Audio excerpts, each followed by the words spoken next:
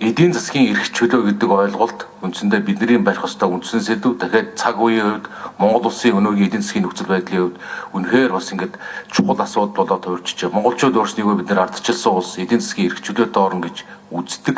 Гэтэл нөхцөл байдал дээр аажмаар эдийн засгийн эрх чөлөө чинь хомигдаад аажмаар нөгөө талд нь тэр иргэний бизнесийн орон зай руу төрийн орон зай, төрийн өмчийн орон зай асар их дэлчихсэн.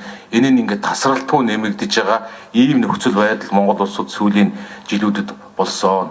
Эдийн засаг одоо үндсэндээ төр болоод төрийн өмчит компани нэмхэн төрөөс тусгай зөвшөөрөл авдаг бизнесүүдийг нэмбэл бараг эдийн засгийн 90% ингээд хүрчихсэн. Цаад үлдэж байгаа 5-10% дээр бараг 200 мянган аж ахуй нэгж ажилтдаг ийм нөхцөл байдал өнөөдөр Монгол улсын нүүрлэлчихсэн. Ийм учраас эдийн засгийн эрх чөлөө гэдэг ойлголтыг иргэний бизнесийн эрх чөлөө гэдэг ойлголтоор илүү төлхөө төвлөрч ажиллах ёстой гэдэг ийм бодлогын баримт бичгээр бид нэр бас ажиллая. Дахиад дээрэс нь ардчилсан тогтолцоог бэхжүүлэх, иргэний оролцоог нэмэгдүүлэх, авилгалыг бууруулах ийм багц бодлогын баримт бичгүүд дээр бас ингээд дараа илүү төвлөрч ажиллана.